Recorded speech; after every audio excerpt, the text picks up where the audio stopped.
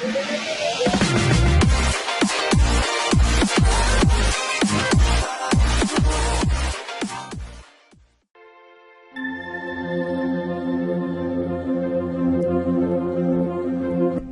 خان کی واپسی پنڈاروں کی مہم جوئی کا ایک نیا باب تھا۔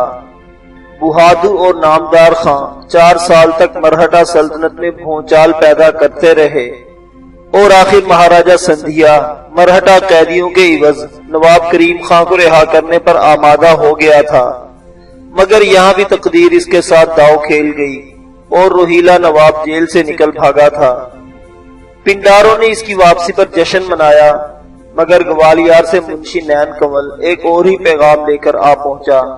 پنڈارا سرداروں نے مہاراجہ سندھیا کا نیا دعویٰ سنا تو کہا مار کر ہنس دیے۔ نواب کریم خان نے پیغام بھجوایا، اگر ہم نے مہاراجہ کو گرفتار کیا تو ہم بھی اسے اسی طرح فرار کا موقع دیں گے جس طرح اس نے ہمیں گوالیار کی جیل سے نکلنے کا موقع دیا تھا۔ اس جواب کا مطلب یہ تھا مہاراجہ کا دعویٰ مسترد کر دیا گیا ہے۔ پنڈاروں نے مرہٹا قیدیوں کی رہائی کے لیے بھاری تاوان طلب کیا۔ منشی نین کنول کو اس جواب کے ساتھ رخصت کر دیا گیا کہ روپیہ دے جاؤ اور قیدی لے جاؤ۔ نواب کریم خان اسیری کے دوران دبلا اور کمزور ہو گیا تھا، مگر ہمت پہلے سے بڑھ گئی تھی۔ بہادری اور شجاعت کے ساتھ ساتھ اب سیاست کے اسرار و رموز بھی سمجھنے لگا تھا۔ بیگم نے اس کی جدائی میں تڑپ تڑپ کر دن گزارے تھے، کہنے لگی، ہمیں آج بھی چاند بائی کا خیال پریشان کر رہا ہے۔ اس نے آپ کی رہائی کا سامان تو کر دیا، مگر خود مہاراجہ کی قید میں پڑی ہے۔ آپ نے چاند کے بارے میں کیا سوچا ہے؟ دنیا بہت جلد دیکھ لے گی مہاراجہ کے ستارے اسے کیا دن دکھاتے ہیں۔ سندھیا نے ہم سے جو لیکھا ڈالا ہے اسے بے باک کرنے کا وقت آ گیا ہے۔ نواب نے اپنے دارالقرار میں لوٹتے ہی بندیل کھنڈ کے جنگلوں میں شکار ڈھونڈنے والے چیتوں کے علاوہ مالوا، راجستھان اور دوسرے علاقوں میں گھومنے والے تمام پنڈارا سرداروں کو پیغامات بھیجے کہ وہ اس کے جھنڈے تلے جمع ہو کر پنڈاروں کی ایک مضبوط ریاست قائم کریں۔ اس کے ساتھ چند ہوشیار آدمی گوالیار روانہ کر دیے تاکہ وہاں کی خبریں بھیجتے رہیں۔ کریم خان کی دعوت پر پنڈارے سردار اپنے اپنے جتھے لے کر ریاست کے دارالقرار میں پہنچنے لگے۔ ایک دن خبر آئی کہ نواب چیتو بھی اپنے سواروں اور پیادوں کے لشکر لیے چلا آتا ہے۔ کریم خان نے نواب چیتو کا پرجوش استقبال کیا جو زری کے پرچم لہراتا ہوا آیا تھا۔ اس نے اپنی تلوار نواب کریم خان روہیلا کی خدمت میں پیش کر دی اور کہا، پنڈاروں کی ایک ریاست اور ایک قیادت کے لیے ہم آپ کو اپنا حکمران تسلیم کرتے ہیں۔ آج سے ہم، ہماری ریاست نمار، ہمارے سردار، سوار اور پیادے سب آپ کے حکم کے پابند ہیں۔ نواب چیتو کی طرح دوسرے پنڈارا سرداروں نے بھی نواب کریم خان کو اپنا حکمران تسلیم کیا اور اپنے جتھوں کی کمان اس کے حوالے کر دی۔ پنڈاروں کے اس اجتماع پر کئی روز تک خوشیاں منائی گئی۔ کریم خان کے دارالقرار میں توپیں ڈھالنے اور اسلحہ بنانے کے کارخانے کی پیداوار میں 2-3 گنا اضافہ ہو گیا، مگر 4 سال کی اسیری نے کریم خان کو بہت کچھ سکھا دیا تھا۔ پنڈاروں کے اس غیر معمولی اجتماع کو صرف اس کی واپسی کا جشن قرار دیا گیا۔ اسے مرہٹوں کی قید سے نکلے کئی مہینے ہو گئے تھے اور ابھی تک پنڈاروں نے کسی طرف لوٹ مار نہیں کی تھی۔ یہ صورتحال روہیلا نواب کے فکر و ذہن کی تبدیلی کا پتہ دے رہی تھی۔ مہاراجہ سندھیا مطمئن تھا کہ وہ بدل گیا ہے اور پنڈاروں کی طرف سے بے فکر ہو کر اس نے بھی کمپنی سرکار کے خلاف جنگ کی تیاری شروع کر دی۔ اچانک گوالیار سے خبر آئی کہ مہارانی بیجا بائی پھاگن کی 15 تاریخ کو چتر گڑھ کی رانی سے ملنے جائے گی اور وسط جیت میں لوٹے گی۔ اس اثناء میں مہاراجہ سندھیا نے چاند بائی سے لگن رچانے کا منصوبہ بنایا ہے، کیونکہ راج جوشی سے کہہ دیا ہے اب وہ مہاراج کو اس لگن سے نہیں روک سکتا۔ یہ خبر نواب کریم خان روہیلا کے خرمن دل پر بجلی بن کر گری۔ پنڈارا لشکروں کو اکٹھا کیا جن کی تعداد اب 35,000 کے لگ بھگ تھی، نصف سوار اور نصف پیادے۔ کریم خان کا اپنا رسالہ اسی کی کمان میں تھا۔ بقیہ سواروں اور پیادوں کو 2 حصوں میں تقسیم کیا۔ ایک لشکر کی کمان نواب چیتو کے سپرد کی اور اپنے بھتیجے بہادر کو ساتھ کر دیا۔ دوسرے لشکر کی کمان نامدار خان کو سونپی اور 15 پھاگن ہی کو ریاست سے کوچ کیا۔ جب مہارانی بیجا بائی گوالیار سے چتر گڑھ کے لیے روانہ ہوئی تھی، پنڈاروں کا اتنا عظیم الشان اجتماع پہلے کبھی دیکھنے میں نہیں آیا تھا۔ تاریخ میں ان کی متحدہ کمان کی بھی کوئی ایسی مثال نہیں ملتی۔ وہ پہلی بار نواب کریم خان روہیلا کی قیادت و حکمرانی پر متفق ہو کر ایک جرلار لشکر کی صورت میں آگے بڑھے۔ 35,000 سوار اور پیادے 3 حصوں میں بٹ کر 3 مختلف مقامات کی طرف کوچ کر رہے تھے۔ عقب میں بعض ریزرو دستے حکم کے منتظر تھے۔ مہاراجہ سندھیا کو پنڈاروں کے حملہ کی خبر اس وقت ملی جب مرہٹا سلطنت کے جنوب مشرقی علاقوں میں قیامتیں لہرا گئیں اور وسطی ہند کی فضا انتقام انتقام کے نعروں سے گونج اٹھی۔ پنڈاروں کے حملوں کا سارا زور جنوب مشرقی سرحدوں پر تھا، جہاں وہ موت کی لکیریں کھینچ رہے تھے۔ مغربی علاقے کو جان بوجھ کر چھوڑ دیا گیا تھا، کیونکہ مہارانی بیجا بائی، جس کے ہمراہ گنتی کے کل 30 سوار تھے، اسی علاقے میں سفر کر رہی تھی۔ وہ 15 پھاگن کو گوالیار سے روانہ ہوئی، 17 تاریخ کو شیو پور پہنچی اور وہاں صرف ایک دن قیام کر کے دریا چمبل کے ساتھ ساتھ کوٹا کی طرف چل دی تھی۔ کوٹا سے دریا عبور کر کے اسے مغرب کی طرف چتر گڑھ کا رخ کرنا تھا۔ شیو پور اور شیو پور کے دونوں شہر دریا چمبل کے مشرق میں واقع ہیں۔ اگرچہ یہ علاقہ پنڈاروں کی طاق سے محفوظ تھا، مگر 3 سال قبل کریم خان کے بھتیجے نے شیو پور کو لوٹا اور دریا چمبل تک یلغار کی تھی۔ اس لیے مہاراجہ سندھیا نے حفظ ماتقدم کے طور پر 101 تاج سواروں کا دستہ مہارانی کے پیچھے پیچھے روانہ کر دیا تاکہ پنڈارے مہارانی کو کوئی نقصان نہ پہنچا سکیں، مگر یہ امدادی دستہ بیجا بائی تک نہ پہنچ سکا، نہ وہ خود کوٹا پہنچنے میں کامیاب ہو سکی۔ ابھی کوٹا سے 11-12 میل دور تھی کہ ناگہاں پنڈارا سوار تیر اطراف سے گھوڑے دوڑاتے نمودار ہوئے اور مہارانی کی سواری کو دریا چمبل کے قریب ہی گھیر لیا گیا۔ حملہ آور سواروں کی تعداد 250-300 کے درمیان تھی۔ ان کے سردار نے آتے ہی حکم دیا کہ ہتھیار پھینک دو۔ راجپوت سوار جو حفاظت کی خاطر مہارانی کے ہمراہ تھے پریشان ہو گئے، کیونکہ صورتحال خطرناک تھی۔ پھر بھی ان کی سردار نے جرأت کا مظاہرہ کیا اور کہا، شاید تم نہیں جانتے، یہ مہارانی بیجا بائی کی سواری ہے اور مہارانی کی شان میں گستاخی کا انجام اچھا نہیں ہوگا۔ پنڈارا سردار نے بڑے کھدرے لہجے میں جواب دیا، صرف مہارانی کے احترام کی خاطر ہتھیار پھینکنے کا حکم دیا گیا ہے، ورنہ پنڈاروں کو کسی کی زندگی اور موت سے کوئی دلچسپی نہیں ہوتی۔ چاہتے کیا ہو؟ نواب کریم خان مہارانی سے ملنا چاہتے ہیں، مہارانی کو ہمارے ساتھ چلنا ہوگا۔ کریم خان کا نام سن کر سب چونک اٹھے۔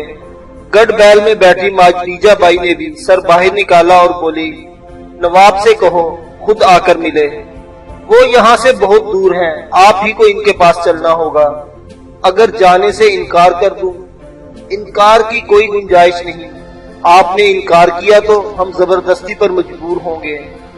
یہ الفاظ سن کر محافظ دستہ کا سردار جوش میں آ گیا، تم راجپوتوں کے سامنے کھڑے ہو جو مہارانی کی حفاظت کرنا جانتے ہیں، اور تم بھی ایک روہیلے پٹھان سے گفتگو کر رہے ہو، اگر موت مانگو گے تو ملے گی۔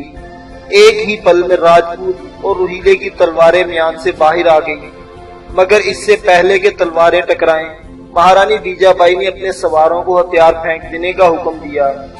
راجپوت سردار نے سرے تسلیم خم کر دیا اور اس کے ساتھیوں نے بندوقیں اور تلواریں پھینک دی۔ لڑائی سے کوئی فائدہ نہ تھا، پنڈارے راجپوت سواروں کو موت کے گھاٹ اتار کر بھی اپنی ضد پوری کر سکتے تھے۔ گڑھ بیل کا رخ جنوب کی طرف موڑ دیا گیا۔ نہتے راجپوت سواروں نے مہارانی کی سواری کے ارد گرد جمگٹا کر دیا اور پنڈارے انہیں اپنے گھیرے میں لیے چل دیے۔ وہ بڑی تیزی سے حرکت کر رہے تھے۔ ابھی 2.5 میل چلے تھے کہ 400-500 پنڈارا سواروں کا ایک بڑا دستہ قریبی جنگل سے نکل کر ان کے ساتھ آ ملا۔ مہارانی بیجا بائی اور راجپوت سوار انہیں دیکھ کر حیران رہ گئے۔ اس کا مطلب تھا کہ पिंडारे महारानी की गिरफ्तारी का मंसूबा बनाकर और पूरी फौजी तैयारी के साथ आए थे, और वाकई इनके सामने किसी इनकार की गुंजाइश ना थी। बीजाबाई को मजबूरन अपना सफर और रास्ता तब्दील करना पड़ा था। इसका ख्याल था कि शाम तक किसी जगह नवाब से मुलाकात होगी, लेकिन ये ख्याल दुरुस्त साबित न हो सका। शाम के वक्त पिंडारे सिर्फ एक घंटा खाने के लिए रुके और सफर दोबारा शुरू हो गया। रफ्तार बहुत तेज थी, घंटों की मुसाफत लम्हों में तय हो रही थी। सफर रात भर जारी रहा और दूसरे रोज जाकर कहीं पिंडारों के खेमे नजर आए। ये पिंडारा रियासत की वही सरहद थी जहां नवाब करीम खान ने 4 साल कबल महाराजा संधिया के इस्तकबाल की खातिर क़याम किया और खेमे लगवाए थे। इसी मुकाम पर चांदबाई इसके खेमे से रुखसत हुई और अब 4 साल के बाद महारानी बीजाबाई नवाब के खेमे में दाखिल हो रही थी। इसने आगे बढ़कर बड़े एहतराम से महारानी का इस्तकबाल किया और कहा, हमें आपकी गिरफ्तारी पर बेहद अफसोस है, मगर आप इस वक्त तक हमारी मेहमान रहेंगी जब तक महाराज चांदबाई को लौटा नहीं देते। बीजाबाई महारानियों किसी शान के साथ बोली, करीम खां, बहादुर होकर एक औरत को यरगमाल बनाते हो, इसलिए कि एक औरत की रिहाई चाहते हैं और आपको यरगमाली नहीं मेहमान बनाया है। मेहमान अपनी मर्जी से आते हैं, मगर तुमने जबरदस्ती की है। ये हमारी मजबूरी है, आपको मेजबानी कबूल करनी चाहिए। महाराज को तुम्हारी मेजबानी गवारा ना होगी, इसीलिए तो ये जुर्रत की है, मगर इस मेजबानी से तुम्हें क्या मिल जाएगा, शायद आप नहीं जानती। आपके चित्तरगढ़ पहुंचते ही महाराजा चांदबाई से लगन रचाने वाले हैं। आपसे चोरी चोरी सब तैयारियां हो चुकी हैं। बीजाबाई दंग रह गई। नहीं, वो ऐसा हरगिज नहीं कर सकते, अब नहीं कर सकेंगे। करीम खां मुतमईन लहजे में बोला, आपकी गिरफ्तारी की खबर पहुंचेगी तो यकीनन लगन रोक देंगे। महारानी न जाने किस सोच में खो गई थी। नवाब कहने लगा, हम आपसे मिलना चाहते थे, मगर इस तरह नहीं। शायद आप हमारी मजबूरियों को समझ सकें। हम ज्यादा देर यहाँ नहीं रुक सकते, क्योंकि महाज पर सिपाही हमारा इंतजार कर रहे हैं। ये जंग इस वक्त तक जारी रहेगी जब तक महाराजा के गुरूर का सर नीचा नहीं हो जाता। अगर आप हमारी बहन बनकर रहेंगी तो हमें खुशी होगी, मेहमान बनकर रहना चाहे तो आपकी मर्जी। ये कहकर करीम खान ने मुलाकात खत्म कर दी और हुक्म दिया कि महारानी का एहतराम मलहूज रखा जाए और वो हर चीज हाजिर की जाए जिसकी वो ख्वाहिश करे। थोड़ी देर के बाद वो चंद सवारों के हमरा शुमाल मशरिक की तरफ रवाना हो गया। नवाब करीम खान रोहीला, नवाब चीतू और नामदार खान ने 3 अतराफ से महाराजा संधिया की सल्तनत को अपने ताख्त का निशाना बनाया था। ये महज सरहदी ताख्त ना थी। पिंडारे इंतकाम इंतकाम के नारे लगाते, जबरदस्त धावे करते और मरहटा लश्करों में भौचाल डाल देते थे। ये पिंडारों की तौहीन का इंतकाम था जिन्हें महाराजा संधिया खत्म कर देना चाहता था, और इस जंग इंतकाम में महाराजा इस कीमती शय से भी महरूम हो गया था जिसे नामूस कहते हैं। महारानी बीजाबाई के अगवा और गिरफ्तारी की खबर बारूद के धमाके की तरह दूर दूर सुनी गई।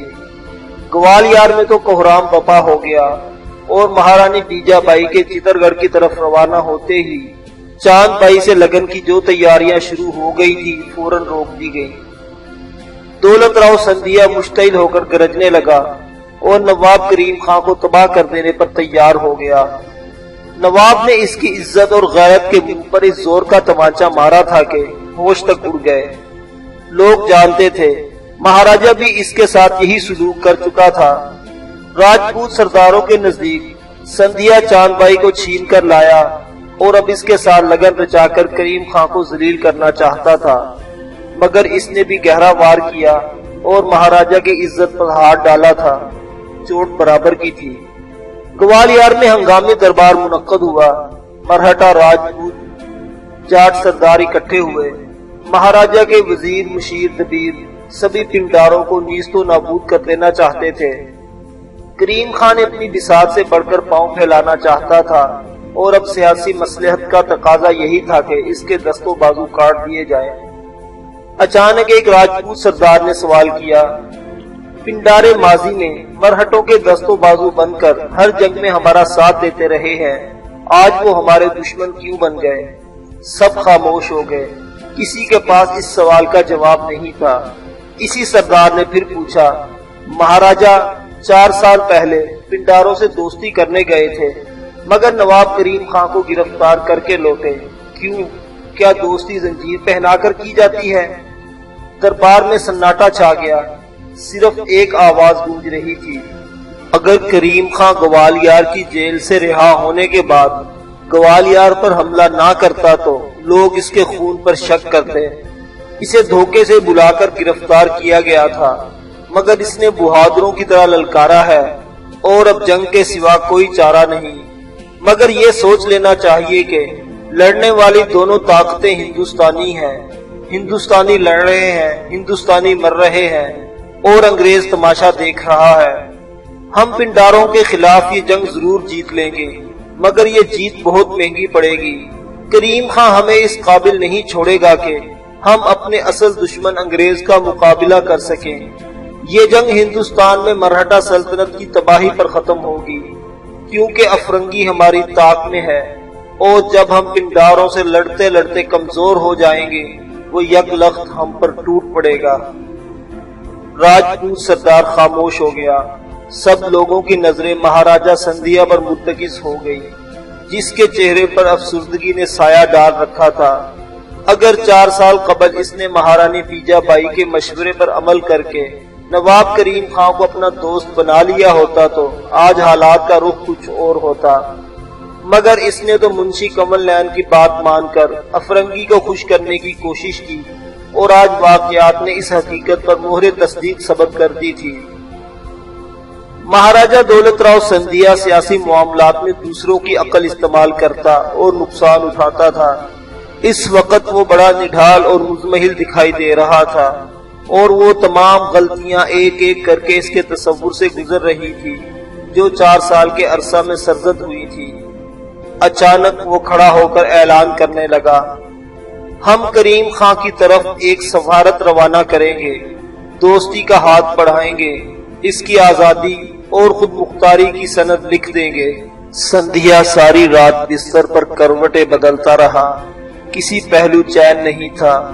करीम खां से दोस्ती का मतलब चांद बाई की वापसी थी। जब तक वो चांद बाई को वापस नहीं करेगा, बीजाबाई की वापसी का कोई इम्कान ना था। वो सारे खुशनुमा सपने टूट फूट गए जो इसके जीवन की चांदनी बनकर जगमग जगमग कर रहे थे। सितारों की चाल बदल जाने का इंतजार कर रहा था, मगर ये चाल ऐसी बिगड़ी थी कि लेने के देने पड़ गए। अब तो ब्याह रचाने के बजाय इज्जत बचाने का सवाल था। इसने चांद बाई को वापस भेज देने का फैसला कर लिया। तड़प कर बिस्तर से उठा और हुक्म दिया कि अम्बा जी को इसी वक्त हाजिर किया जाए। राजमंत्री की आमद में ज्यादा देर नहीं लगी। वो रात के बुलावे पर हैरान था। सिंधिया ने इसकी हैरत में मजीद इजाफा कर दिया, अम्बा जी, हमने फैसला किया है, कल तुम ही सफारत लेकर करीम खां की तरफ जाओगे और तुम्हारे साथ चांद बाई भी जाएगी। अम्बा जी की आंखें फटी की फटी रह गई। इसने चांद बाई को इख्तियार दिलाने का जो मंसूबा बनाया था, इसका खातिमा हो गया। समझ गया, महारानी बीजाबाई की वापसी, चांद बाई की वापसी जरूरी है। दूसरे रोज जो सफारती वफ्द बुंदेलखंड की तरफ रवाना हुआ, उसकी क़यादत राजमंत्री कर रहा था। इसके साथ एक पालकी भी जा रही थी जिसमें चांद बाई सवार थी, और इस पालकी की हिफाजत के लिए महाराजा ने खासा के वही सवार भेजे थे जो 4 साल पहले अम्बा जी की क़यादत में चांद बाई की पालकी लेकर आए थे। जब अम्बा जी बुंदेलखंड की सरहद पर पहुंचा तो ये देखकर हैरान रह गया कि नवाब करीम खां के खैमे ठीक इसी जगह नस्ब थे जहां 4 साल कबल नस्ब थे। वही दिन थे, वही मौसम था, वही जगह थी, वही महाराजा सिंधिया और नवाब करीम खां की बाजी थी। बिसात के सब मोहरे वही थे, वही अम्बा जी, वही चांद बाई, वही पालकी, वही मरहटा सवार, सब कुछ वही था, मगर चाल बदल गई, बाजी पलट गई थी। 4 साल कबल करीम खां बात के नक्शे पर बैठा और महाराजा जीत रहा था। आज महाराजा हार के खाने में खड़ा اور نواب ہر چال میں اسے شہمات دے رہا تھا۔ قدرت نے ایک بار پھر وہی کھیل، وہی افسانہ دہرا دیا تھا، مگر کسی قدر تبدیلی کے ساتھ۔ مرہٹا راج منتری 4 سال قبل جس چاند کو بندیل کھنڈ کے آسمان سے توڑ کر لے گیا تھا، آج اسی کو لوٹانے آیا تھا۔ مرہٹا سفارت اور راج منتری امباجی کی اطلاع ملی تو دستور کے مطابق نواب کا نائب نامدار خاں استقبال کے لیے آیا، مگر امباجی جی کے ساتھ ایک پالکی، اور اس پالکی میں چاند بائی کو دیکھ کر حیران و ششدر رہ گیا۔ امباجی نے فوراً صفائی پیش کی، نامدار خاں، میں گنگا کی قسم کھا کر کہتا ہوں، چاند بائی کو جس حالت میں لے گیا تھا اسی حالت میں واپس کرنے آیا ہوں۔ میں جانتا ہوں امباجی، مہاراجہ سندھیا نے نواب سے عہد شکنی کی، مگر چاند بائی کو جو وچن دیا تھا وہ نہیں توڑا۔ پھر نامدار خاں امباجی، چاند بائی اور دیگر ارکان وفد کو، جن میں اکثریت راجپوتوں کی تھی، اپنے ہمراہ لے کر نواب کے خیمے میں داخل ہوا، جہاں نواب چیتو، بہادر اور دوسرے پنڈارا سردار تمکنت سے بیٹھے تھے۔ کریم خان نے امباجی کے ساتھ چاند کو دیکھا تو اچھل کر کھڑا ہو گیا۔ نواب چیتو بھی اس چاند سی صورت کو دیکھ کے دل تھام کے رہ گیا۔ اس کی محبت، وفا اور قربانی کی داستان سن چکا تھا۔ چہرہ دیکھا تو سوچنے لگا، اگر کسی سلطنت کی ملکہ ہوتی تو تاریخ کا ہر ورق اس کے نام سے روشن ہوتا۔ چاند بائی نے اپنے مخصوص انداز میں کورنش ادا کی، اس کے ساتھ امباجی اور دیگر اراکین وفد کی گردنیں بھی جھک گئی۔ جب امباجی نے سر اٹھایا تو بولا، نواب حضور، جیت آپ کی ہوئی، مہاراج ہار گئے۔ چاند آپ کی امانت تھی، آپ کو لوٹا رہا ہوں، اور یہ آس لے کر آیا ہوں کہ حضور بھی مہارانی بیجا بائی کو واپس کر دیں گے۔ مہارانی بیجا بائی پر ہمارا کوئی اختیار نہیں۔ نواب کریم خان نے بہت پہلے کہے ہوئے الفاظ پھر دہرائے، اگر تمہارے ساتھ جانا چاہے تو ہم روک نہیں سکیں گے، اگر یہاں رہنا چاہے تو بھائی کا گھر اس کے لیے تنگ نہیں۔ امباجی اور سارے اراکین وفد نواب کے الفاظ سن کر دنگ رہ گئے۔ ان کا خیال تھا مہارانی قید ہوگی، مگر یہاں تو معاملہ ہی کچھ اور تھا۔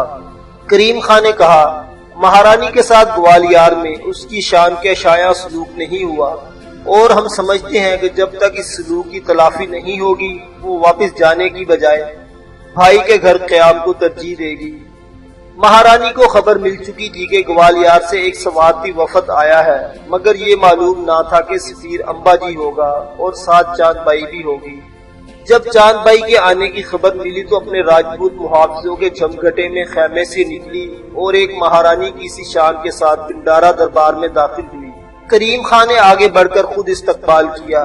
وہ غصے میں بولی، کریم خان، تم نے چاند بائی اور امباجی کے آنے کی اطلاع کیوں نہیں دی؟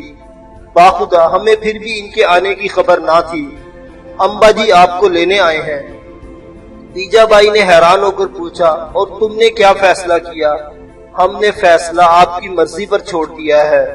مہارانی مرہٹا راج منتری سے مخاطب ہوئی، امباجی، جا کر مہاراج سے کہہ دو کہ بیجا بائی غیروں میں نہیں، اپنے بھائیوں کے گھر ہے، انہیں میری عزت عزیز ہے تو خود لینے آئیں۔ مہارانی کا یہ جواب سن کر مرہٹے اور راجپوت حیرت زدہ رہ گئے۔